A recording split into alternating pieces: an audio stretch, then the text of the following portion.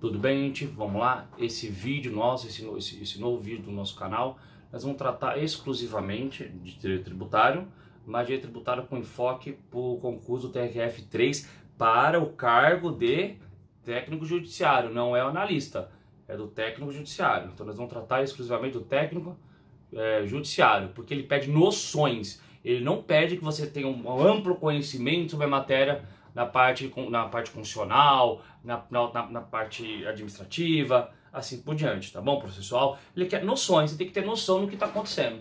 Ele só te pede noções, beleza? Só noções, lembre disso. Por exemplo, na nossa matéria, faz de conta, o que é tributo? Pá, tributo é uma forma de arrecadação, ponto. Diferente de uma prova de exame de ordem, uma prova mais jurídica, que ele vai te perguntar quais são as características, quais são os elementos, se tem classificação ou não dos tributos, tá? Então, assim, na realidade, vê o vídeo e depois dá uma leitura nos artigos, tá ok? Nós vamos dividir para ficar mais fácil de entender, para não ficar denso, não ficar pesado o vídeo, vamos dividir em dois. A gente vai ter a parte constitucional, direito tributário, e a parte que está no CTN, de acordo exatamente com o teu edital. Então a gente vai fazer uma análise do 145 até o 154, que é o que pede o edital, e depois do 113 até o 193 do CTN, que também pede o edital. Perfeito? Então vamos lá. Então nós vamos trabalhar nesse vídeo exclusivamente com a parte do quê? Constitucional, tá? Vai do 145 até o 154, tá? Vou explicando, uma hora ou outra eu vou citando artigo, mas eu vou fazer um apanhado para ficar mais fácil o entendimento, tá? E compacto para o vídeo também não ficar cansativo demais, senão começa a incomodar. Então vamos lá. O sistema constitucional tributário começa lá no 145, tá? E pro edital vai até o 154 na visão deles, no que vai ser pedido na prova. Então eu quero que vocês entendam o seguinte: o artigo 145 ele fala o que pra gente? Olha, ele fala, olha, os entes federativos, entes federativos, 4, União, Estado, Distrito Federal e municípios, 4, eles podem instituir, né? Eles podem instituir imposto, não cai para vocês o que é imposto, mas você tem que lembrar que eles podem instituir imposto. Eles podem instituir as taxas, isso já cai, porque está no 145.2. Podem instituir as taxas. O que é taxa? Taxa pra gente, lembra que é noção geral. Taxa vai ser o quê? É quando o ente federativo ele quer custear um serviço, ele quer cobrar para um serviço, ele cria a taxa. Você tem uma taxa de emissão de passaporte, por exemplo, que fica mais fácil de entender. A emissão do passaporte é um serviço público. Um serviço público, e perceba, é importante essa característica. É um serviço público que você identifica o usuário. Eu sei quem está recebendo o serviço. Você sabe quem está recebendo. Se você sabe quem está recebendo o serviço, quem está usufruindo do serviço, logo eu posso cobrar taxa. O que eu quero dizer? Que o serviço público tem que ser identificável. Eu tenho que conseguir identificar o prestador do serviço. Eu tenho que conseguir identificar o prestador do serviço. Beleza? E a taxa também, pegando um pouquinho na direito administrativo que cai no edital de vocês, a taxa também pode ser cobrada pelo poder de polícia, tá? Então, toda vez que a administração for exercer o poder de polícia, que significa o que para nós? Poder de polícia é poder de fiscalização do Estado. Esse poder fiscalizatório ele vai ser remunerado através de taxa. Então, para o nosso edital, lembrando que a gente está falando de TRF, né? Vou usar para exame de ordem, outra coisa. Você já sabe a matéria, já estudou a matéria. Aí é uma coisa, vou aprender com o vídeo, esquece, tá? Porque eu estou pulando um monte de características que é desnecessário e estou trabalhando de acordo com o edital. Então as taxas vou cobrar pelo serviço público específico, é divisível, que serviço público é aquele que identifica o usuário, você sabe que é o usuário, lembra da emissão do passaporte, eu sei quem está pedindo o passaporte, e pelo poder de polícia quando a administração estiver fiscalizando, executando uma fiscalização. Passando, aí eu também, os entes federativos 4 também podem cobrar o quê? Eles podem instituir e cobrar a chamada contribuição de melhoria, que para nós não precisa de nenhuma característica a mais, é só lembrar. Contribuição de melhoria pode ocorrer, posso cobrar, se tiver uma obra pública que valoriza o imóvel, que pode cair na prova, vou falar de novo. Uma obra pública, que se ela resultar em valorização imobiliária, posso cobrar contribuição de melhoria. Ponto, só isso você precisa saber. Tá? Obra pública, valorizou o imóvel, posso cobrar contribuição de melhoria. Continuando. O que mais que tem que entender nessa lógica? Seguindo a própria sequência do artigo. Seguindo a sequência dele, as taxas, voltando um pouquinho nela, porque é a sequência dele. As taxas não pode, isso aqui fala assim lá no parágrafo 2º, olha, as taxas não poderão ter base de cálculo própria de impostos.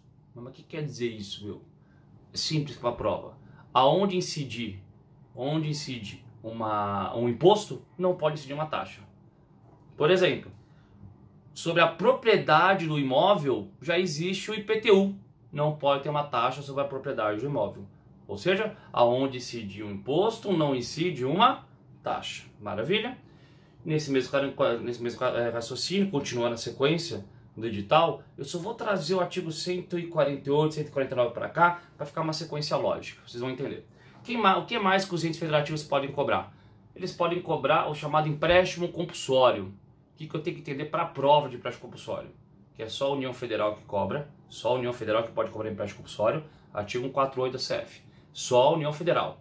E ela pode cobrar somente através de lei complementar. Lei complementar. Lei complementar. Beleza? E para não ficar no ar, empréstimo compulsório, só a União Federal, lei complementar. Quando tiver o quê? Guerra externa, iminência de guerra externa, calamidade pública, guerra externa, iminência de guerra externa. Pode cobrar quando? Calamidade pública, guerra externa, iminência de guerra externa. E quando tiver que fazer o quê? Investimento público de caráter urgente. Investimento público de caráter urgente. Então, empréstimo compulsório, União Federal, lei complementar, no caso de calamidade pública, guerra externa, iminência de guerra externa, faltou dedo. Agora eu vou pensar no quê? Quando eu tiver que fazer investimento público de caráter urgente. Tá bom? E lembrar, que está lá no parágrafo único do artigo 148, o dinheiro arrecadado tem que ir para onde? Dinheiro arrecadado? A título de empréstimo compulsório. Para a mesma causa que destinou, que originou, que autorizou o empréstimo compulsório. Se eu tive uma guerra, houve uma guerra, o Brasil entrou numa guerra. Guerra autoriza o empréstimo compulsório. O que eu faço com o dinheiro arrecadado? O dinheiro arrecadado eu vou pegar ele e vou jogar onde? Na guerra, eu vou investir na guerra. A vinculação é destinada só para aquele negócio. Fechou? Vamos continuar. O que mais? Lembra que o empréstimo compulsório é só a União Federal. E agora o 149, né, depois eu volto na sequência. O 149 fala o quê? Os entes federativos, no nosso caso aqui, eu só quero que vocês pensem que é a União Federal. A União Federal, ela pode instituir o quê? Ela pode instituir contribuições especiais. Contribuições especiais. O que interessa as contribuições especiais para nós? Elas podem instituir, a União Federal pode instituir 3. Não cai exatamente as 3 características, porque é muita informação para essa prova. Cai o que eu tenho que saber? Que a União Federal pode instituir 3 contribuições especiais. Eu tenho que lembrar o nome das 3. Só lembrar o nome. Eu posso instituir contribuições, sociais, contribuições sociais. Lembra? Previdenciário, INSS. Eu tenho que instituir contribuições sociais. Contribuição de interesse às categorias profissionais econômicas. Contribuição de interesse às categorias profissionais econômicas. Vou falar de outra forma. A OAB, Cresce, tudo que é contribuição que é paga ao órgão de classe. Está nessa lógica que eu falei. E a próxima é a CID. CID é o quê? Contribuição de intervenção no domínio econômico. Contribuição de intervenção no domínio econômico. Não cai o que é CID. Você tem que saber que CID é uma contribuição federal. Ela é recolhida, é paga para a União Federal. Beleza? Para fechar essa parte inicial, e tendo também o seguinte, que eu falei que é só a União Federal que pode cobrar essas contribuições, né? Mas o 149, parágrafo primeiro, ele fala, olha, os estados e os municípios também podem cobrar contribuição, mas não é qualquer contribuição, é só contribuição previdenciária, é só uma contribuição previdenciária, dos seus servidores, dos seus agentes públicos. Então o Estado de São Paulo, por exemplo, ele vai cobrar contribuição previdenciária não da população, mas do seu servidor para custear a respectiva previdência. Ok? Maravilha? Vamos continuar. O artigo 146,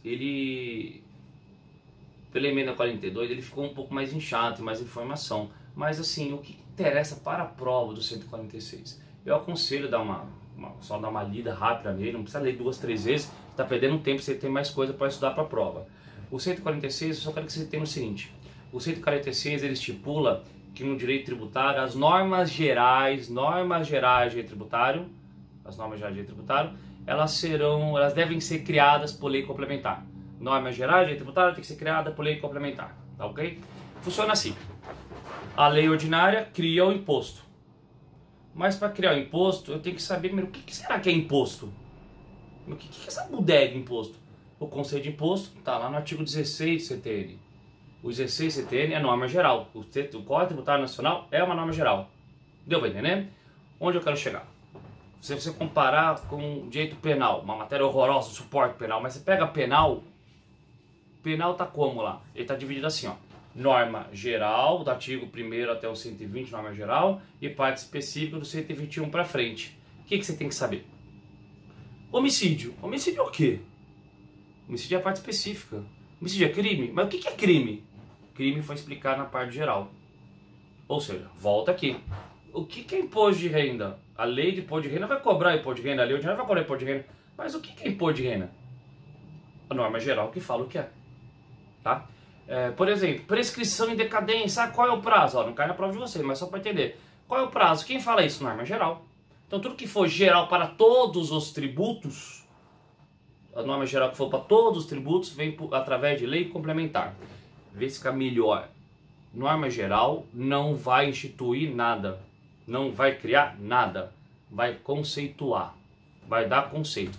Crédito tributário é isso, lançamento é isso, outra coisa é isso, mas ele não vai instituir, não vai criar, só vai dar conceito. Para que a gente pegue aquele conceito e crie alguma coisa. Tá? O que é contribuinte? Não sei. Quem fala que é contribuinte? É o seu CTN, Código Tributário Nacional. Beleza? Então quem dá conceito é a norma geral que está lá no 146. Tá? E lembrar, no curso fechado, o 146, o 146 ele permite que eu faça uma arrecadação unificada. A própria ideia do simples, eu faço uma arrecadação unificada, tá? Eu não preciso fazer uma cobrança para vários, federal, estadual, municipal, etc. Eu poderia fazer uma contribuição, uma arrecadação unificada. Lembra do simples, que é uma arrecadação literalmente unificada, tá? Vai ficar mais fácil, é um boleto só. Você paga um monte de boleto, você paga um. Ok? Vamos continuar. O que eu acho que vai cair na prova é do 150. Por que o 150? Porque o 150 ele é a parte maior do questionamento da prova de vocês. Vocês vão entender. O 150, o que tem nele? Tem os princípios constitucionais e tem as imunidades tributárias. Tem as chamadas que o próprio edital chama aqui, ó. Ele fala princípios e das limitações ao poder tributar. Isso é o que? 150. Então o 150 dá umas 2, 3 lidas. Não vai se matar com ele porque não vai noções. Tá? Então o que fala o 150? Vamos compactar ele, porque ele fala os princípios e as imunidades. E eu vou fazer o quê? Eu vou falar primeiro de princípio, depois eu falo de imunidade. Aí ele fala rapidinho os impostos federais, fechou. Ok? Então vamos lá.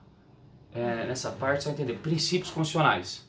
Os princípios, boa parte deles, os que não nos interessa, pela disposição que está aqui, os que nos interessam, está lá no artigo 150 e no 151. 150 e 151, os princípios. Tá? Então vamos seguir mais ou menos a sequência. Assim, primeiro, princípio da legalidade. O que eu tenho que saber? Só posso criar, extinguir, alterar, modificar através de lei. Só posso, em matéria tributária, só posso criar, extinguir e alterar através de lei. Ponto. Segundo princípio, princípio da igualdade. Sem entrar em debate de igualdade, isonomia, que isso não interessa para vocês. O que interessa é você saber o quê? Eu, administração pública, eu tenho que cobrar, arrecadar de forma idêntica os contribuintes que estiverem no mesmo patamar, na mesma relação. Todo mundo que praticar o mesmo faz jurídico, a tributação tem que ser idêntica para eles. Ok? Então a tributação é sempre o mesmo. O meu imóvel é de 100 metros quadrados, meu vizinho, o imóvel dele é de 100 metros quadrados. Não interessa a minha capacidade financeira nem a dele. A cobrança é a mesma, o princípio da igualdade. Beleza? A arrecadação para nós tem que ser a mesma. Tá? Continuando. Princípio da irretroatividade. O princípio da irretroatividade é lembrar, as normas não retroagem. As normas vão para frente, só para frente. No direito tributário, só quero que vocês entendam o seguinte. A norma pode retroagir? Pô, pode, mas teoricamente não está muito no edital, mas não custa falar. Pode retroagir somente para buscar a sanção mais benéfica, Mas, de novo, essa ideia de retroagir em matéria tributária não está no edital. Porque quem fala da retração da norma está lá no artigo 106 e não, não é o 150, inciso 3A, que é o que eu estou explicando agora do princípio da retroatividade. Então o que vocês têm que focar? Norma tributária não retroage, é dali para frente. Ah, mas cai na prova falando que pode retroagir. Pode, mas só quando o assunto for penalidade, quando o assunto for multa. A multa mais benéfica pode ir para o passado. Lei A, Lei B. Lei B revogou a A, morreu. Mas na Lei B tem uma penalidade mais benéfica. Eu vou fazer o quê? Vou aplicar a Lei B para fatos ocorridos na vigência da Lei A. Beleza? Para fechar, então um conceito pequenininho de retroatividade. Eu sempre vou aplicar a lei vigente na época. Quer dizer que uma lei nova não vai para o passado, só vai para frente. Princípio da irretroatividade. Continuando. Princípio da anterioridade. Princípio da anterioridade. O princípio da anterioridade, ele fala o que pra gente? Que ele tem a ver com o futuro. Ele fala que uma nova realidade, uma criação de um tributo ou alteração, sempre para mais, só vai surtir efeito o exercício seguinte da data da publicação. O exercício seguinte da data da publicação. Beleza? Esse exercício seguinte da data da publicação. Então, qual é a regra? Publicou alguma coisa, aumentou, só surte efeito o exercício seguinte. Beleza? Tem exceção para as autoridades? Tem. Acho mega super power difícil perguntar. Mas por cautela, eu quero que vocês pensem assim. A exceção que pode cair na prova, eu tô falando, tem várias, mas que pode cair na prova é só do âmbito federal, porque a pergunta de vocês é federal, né? O concurso é federal. Então, assim, o que pode cair de exceção ao princípio da anterioridade? Vocês entendem o seguinte: os impostos, guarda essa regra, não esquece. Os impostos que na sigla não tiver a letrinha R, ó, imposto de renda, não entra no que eu vou falar. ITR, não entra no que eu tô falando. Imposto de importação, entra. Na sigla não tem R, não tem R, não tem R. Se na sigla não tiver R, quer dizer o quê? Ele não respeita o princípio da anterioridade. De vez em esperar o exercício seguinte, a aplicação é imediata. A aplicação é imediata. Beleza? Depois a letrinha do R. A regrinha do R. Só um detalhe da regrinha do R, tem o IGF, Imposto de Grandes Fortunas, ele não tem o R, mas ele sempre respeita tudo. Ele sempre respeita tudo. Ok? Então, ó, imposto de importação vai ficar mais fácil para anotar. Imposto de importação, exportação, IPI e IOF. A aplicação pode ser imediata, não precisa esperar a virada de exercício. Exercício, não ano, virar o exercício. Publicou em qualquer data do ano, vai surtir efeito o quê? No dia 1º de 1 do próximo exercício. Continuando.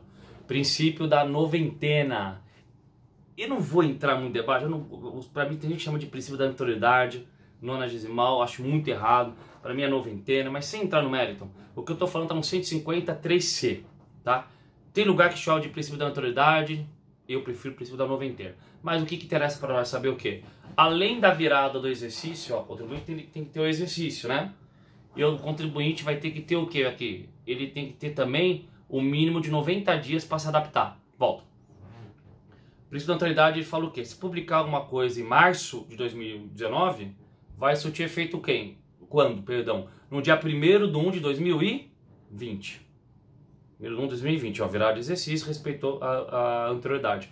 Noventena fala o quê, ó? Pega a publicação, 1º de 1 diz o seguinte, pega aqui. Nesse buraco aqui, ó, nesse buraco, tem que caber o mínimo de 90 dias. Se não couber, você vai empurrando até dar ao contribuinte o mínimo de 90 dias. De março até a virada do ano, que é o exercício, já 1º de 1, você tem aqui o mínimo de 90 dias, então tá tudo certo. Se publicar um negócio em dezembro, conta por cima, publicou em dezembro, vai surtir efeito quando? Primeira regra, anterioridade, 1º de 1. Pô, mas de dezembro até aqui, por cima tem 30 dias, não tem o mínimo de 90. Então eu vou empurrar a vigência, né, a eficácia da norma, por mais 60 dias, até dar 90 dias. Então o contribuinte, além do exercício seguinte, tem que ter o mínimo de 90 dias. O mínimo de 90 dias. Beleza? Tá? Continuando. Fora essa regra, eu tenho o princípio do não confisco. Tá? Princípio do não confisco. 105, está no 150, inciso 4. O que interessa saber o princípio do não confisco para a prova? Eu não posso usar tributo como efeito confiscatório. Com efeito confiscatório. Para a prova, o que eu acho que pode cair é o seguinte, tá? Eu não posso confiscar um patrimônio, confiscar um bem de uma pessoa, confiscar com o intuito de forçar o pagamento do imposto. Você não pode apreender uma mercadoria lícita. Você não pode apreender a mercadoria com o intuito de forçar o pagamento, ou de coagir o contribuinte a pagar. Não pode ter coação. Isso é efeito confiscatório. Quer cobrar forçado? Entra com uma ação, entra com uma execução. Beleza? Não vou entrar em todos os métodos porque é o que pode cair. Tá bom? eu tenho também o princípio da ilimitação do tráfico de pessoas e bens. Princípio da ilimitação do tráfico de pessoas e bens. Quer dizer o quê? Eu posso, meu direito de ir e vir, o direito de andar pelo país, ele não pode ser tributado. Eu posso me locomover, tô andando. Você pode andar por todo o território nacional, independentemente do pagamento de tributo. Tá? Não existe incidência tributária sobre a sua locomoção, sobre você andar. Tá? Nesse mesmo raciocínio, também não posso tributar bens. Você não pode tributar bem. O mouse é meu, é um bem, é bem. O mouse no carrinho, bonitinho. O mouse é meu. O mouse não pode ser tributado. Um bem não é tributado. O que é tributado é quando eu vou comprar. Quando eu vou comprar um mouse, ele é uma mercadoria. Tributado. É meu. Ganha proteção, porque você não pode ficar tributando patrimônio, você não tributa bens. Eu posso ficar andando com o meu mouse para baixo, para cima, que nem um maluco, que não vou ser tributado. Beleza? Posso ficar andando a pé, que nem um doido, não vou ser tributado. Tá? E toma cuidado, porque o próprio dispositivo ele fala, olha, exceção, cobrança de pedágio para conservação das vias públicas, estradas, etc, blá blá blá. Onde eu quero chegar? Primeiro, o pedágio não é tributo. Se o pedágio não é tributo, não entra nem na nossa matéria. O pedágio não é tributo, é direito administrativo, vamos estudar lá, regime de concessão, não entra aqui, tá? Pedágio não é tributo. Mas cai na prova. Pedágio, pode cobrar pedágio? Pedágio ofende o direito de ir e vir? Para poder entrar no nosso princípio da ilimitação? Não ofende. Uma coisa simples. De vez eu ir de pedágio, eu vou para praia, vou de bicicleta, vou a pé, então não está ofendendo o direito de vir, tá? Pedágio não entra na nossa regra. Maravilha? Princípio da ilimitação do tráfico de pessoas e bens. Continuando. Agora, o que eu vou falar está no artigo... nós vamos para o artigo 151, inciso 1. O que interessa agora no 151, inciso 1? É o princípio da uniformidade geográfica. O que fala de uniformidade geográfica? Compactando. A tributação federal é um princípio federal, é um princípio voltado só para a União Federal. Então pode cair na prova, porque é só da União Federal. É um princípio que fala o quê? A tributação tem que ser idêntica, a tributação federal tem que ser idêntica em todo o território nacional. A alíquota no sul tem que ser a mesma alíquota no norte. A alíquota tem que ser a mesma. A exceção, é só você lembrar de Manaus, a exceção é para fazer desenvolvimento social e econômico de determinada área do país, da região. Você quer desenvolver Manaus, você criou polo industrial lá, deu zona franca, você diminuiu o valor de imposto. Então, tributação é a mesma em todo o território nacional, salvo quando? Quando eu estiver tratando de desenvolvimento social e econômico, eu posso dar incentivo fiscal. Você pode dar incentivo fiscal e a alíquota vai conseguir ser diferente. Ok? Eu tenho outro princípio, que é o princípio da vedação. É o princípio que veda o que? Eu não posso ter uma tributação diferenciada. O princípio fica mais fácil. Está no 152. É um princípio que ele é estadual e municipal. Você não pode ter uma tributação diferenciada, diferente, em razão do destino ou procedência de bens e serviços. Tá? Vou vender esse mouse vai para Bahia. Bahia, pô, que a Bahia se foda, eu vou mandar ali que tá lá de 30%. Eu vou mandar esse mouse para Minas Gerais agora. São Paulo manda para Minas Gerais. Pô, eu curto Minas Gerais, legal, vou mandar a alíquota de 2%. Ou seja, eu não posso ter diferenciação de alíquota, você não pode ter diferenciação de tributação em razão, não em razão do produto, em razão do destino ou da origem do bem ou do serviço que está sendo, da mercadoria ou do serviço que está sendo comercializado, beleza? Então não pode ter essa diferença, não pode ter. Fechou? Vamos lá, vamos continuar. Para acabar, os princípios, já estou fechando eles para poder voltar aqui para a imunidade, porque estamos acabando. E o que mais que a gente tem aqui? Eu tenho o princípio da seletividade. Seletividade, ele é um princípio aplicável para quem? Para o ICMS e para o IPI. Para vocês, o que interessa? Ele é aplicável só para o IPI, porque não cai ICMS na prova. Tá? Não cai impostos estaduais, não cai nada de estado para vocês. Então, o que quer dizer o IPI, a seletividade para a gente? Entenda só assim. Eu tenho que ter uma tributação diferenciada, diferente, menor, em razão da essencialidade do produto. Então, uma vez que o produto foi essencial, a tributação tem que ser menor. Produto não essencial, a tributação é maior. Fica mais fácil. Aqui você tem um genérico e aqui você tem um Marlboro. A tributação do Marlboro, ela é mais elevada, prejudicial. Um genérico está aqui, é essencial, a tributação é menor. Então a seletividade ela faz esse equilíbrio. Uma tributação menor para produtos essenciais e produtos não essenciais, tributação um pouco mais elevada. Beleza? O próximo princípio que pode, não é que pode, eu acho muito difícil cair, mas não custa, é o princípio da não cumulatividade. Ele eu vou completar muito, só que interessa para vocês porque ele tem muita característica importante. E ele pode cair da mesma forma que eu falei anteriormente da seletividade. A não cumulatividade de sede constitucional é aplicável para o ICMS e para o IPI. Para vocês o que interessa é o IPI. Então o que quer dizer a não cumulatividade para nós? O que eu acho que é bom se entender da seguinte forma. A não cumulatividade, ela significa que, olha, assim, toda vez que você vai produzir um mouse, o mouse não, vamos pegar que é um carrinho, já que é um carrinho dá para entender, né? É um mouse. Mouse não, um carrinho. O carrinho tem a roda, tem o para-brisa, tem o capô, tem tudo aqui, ó. Tem até as luzinhas aqui, beleza? Tem tudo isso. Então você tem várias etapas de produção. Então você tem várias vezes, ó, vendendo produto, beleza? Onde eu quero chegar? A cadeia produtiva, que várias operações, significa o quê? O valor que você pagar numa operação, você compensa na outra. O valor que você pagar nessa operação, você vai compensando. Você vai se creditando. A não cumulatividade quer dizer o quê? O contribuinte ele vai se creditar, ele vai se creditando do valor que ele pagou anteriormente. Se eu paguei R$100 nessa operação, R$100. Paguei R$100 de IPI. A próxima operação deveria pagar 150. 150. Já paguei 100? Essa operação só paga 50 que eu compenso. Assim por diante. Beleza? Então a não cumulatividade, de uma forma mais grosseira, ficar mais fácil de entender, ela evita o efeito cascata. O quê? Paga 100, paga 150 e assim por diante. Não. O que você pagou anteriormente, você vai compensando nas cadeias, nas operações seguintes. Nas cadeias, nas operações seguintes. Beleza? De princípio, o que pode cair é isso. Tá? Eu acho que está bem compactado, dá para entender. Tá bom? Mas eu acho que bacana, precisa da legalidade, anterioridade, noventena e retroatividade. São o foco para perguntar em prova. Talvez aqui não pode, não dá para saber, mas é o que mais pergunta são esses princípios, tá? Porque são os vetores de direito tributário. Para a gente quase fechar. Agora tem a ilimitação do poder tributar. A ilimitação do poder tributar e tendo que é as chamadas imunidades tributárias. O que quero que vocês entendam para a prova? Imunidade tributária, pela forma que foi colocado, entendo o seguinte, a imunidade tributária, ela vai atingir o que? Ela pode atingir qualquer tributo, mas como que eu quero vai ficar mais fácil? A imunidade, ela proíbe a tributação.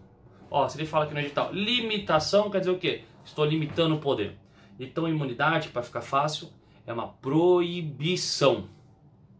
Não pode, ó, é feio, proibir, não pode tributar, não pode tributar, beleza? Não pode tributar, não dá para tributar, não pode tributar, tá?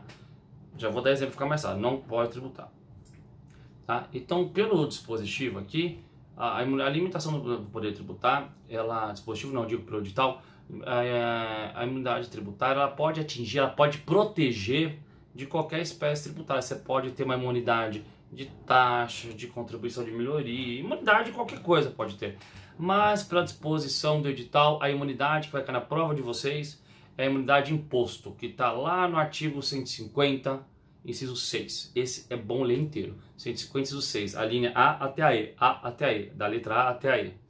Beleza? Todos eu vou compactar porque não é desnecessário aprofundar, principalmente para o edital. Então quer dizer o quê? As pessoas que estão no 156 não vão pagar imposto.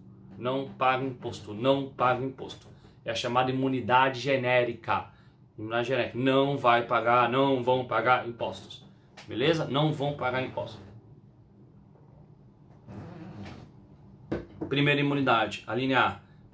Primeira imunidade é chamada imunidade recíproca. Fácil. O que traz pra gente aqui, pra prova? Imunidade recíproca. O ente federativo não pode tributar o outro. O ente federativo não cobra imposto do outro. União não cobra imposto de renda do Estado, Estado não cobra IPVA da União. Beleza? E esse assunto se estende para administração indireta. Autarquia, empresa pública, só de economia mista. Você tem que entender o quê? A administração indireta, se ela não visar lucro, não tem lucro, ela tem imunidade. Se ela tiver lucro, ela tem que pagar. Banco do Brasil, uma sociedade de economia mista. Visa lucro? Visa, paga imposto. Ok? O INSS é uma autarquia. Visa lucro? Não paga imposto. Está protegido pela imunidade. Então, imunidade recíproca, um ente federativo não tributa o outro. não pode tributar outra. A próxima unidade, a linha B. É a imunidade que trata do que a linha B pra gente? É a imunidade dos templos de qualquer culto. Templos de qualquer culto. Templos de qualquer culto. Ponto. Para nós quer dizer o quê? Não é que eu não posso tributar a religião. Não pensa assim. Eu não posso tributar nenhum tipo de crença. Nenhum tipo de crença vai ser tributada. Vai ficar mais fácil. Não vai pagar o IPVA no carro não do pastor paga, do padre paga. O carro que está no nome da igreja não paga, o templo, o imóvel que está no nome da igreja não paga, beleza? Então, templo de qualquer culto para a nossa prova, quer dizer o quê? Imunidade, protege, pagamento de impostos, todos os impostos de um templo de qualquer culto. A linha C. Continuando. A linha C fala o que? Imunidade dos partidos políticos. Fácil. Qualquer partido político já tem registro, né, no Justiça Eleitoral. Qualquer partido político está imune, não paga imposto. Partido político não paga imposto. Bem como as suas fundações vinculadas. Se o partido tiver uma associação vinculada a ele, vinculado ao partido, também está protegido do pagamento de impostos. Pagamento de impostos. Tá? Quem mais está imune? Essa, vai cair a pegadinha. Quem está imune são o Sindicato dos Trabalhadores. Perceba. Não é qualquer sindicato que tem imunidade, que tem proteção, que não paga imposto. O Sindicato dos Trabalhadores. Sindicato patronal, do patrão, do chefe, do empregador, paga imposto. Só não paga do empregado. Sindicato de condomínio, paga. Sindicato dos porteiros, dos zeladores, não paga. Beleza? Continuando. Quem mais tem imunidade? É a imunidade agora das instituições de assistência educacional e social. Se a empresa, a instituição for de assistência educacional e assistência social, sem fins lucrativos, ela possui imunidade tributária. Tá?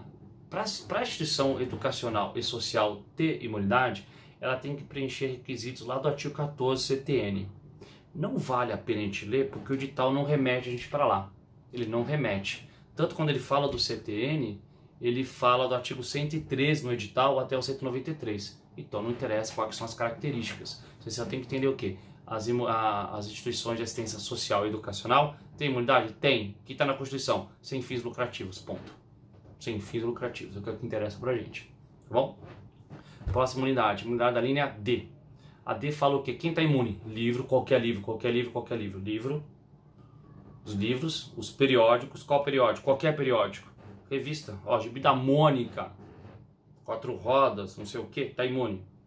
E os jornais? Qual jornal? Qualquer jornal está imune, qualquer jornal. Livro, periódico e jornal. Livro, periódico, jornal. Livro, periódico, jornal. E quem mais está imune? E o papel destinado à sua impressão. Então você tem um livro. O que está protegido é o livro, e é o livro que está protegido, é o livro e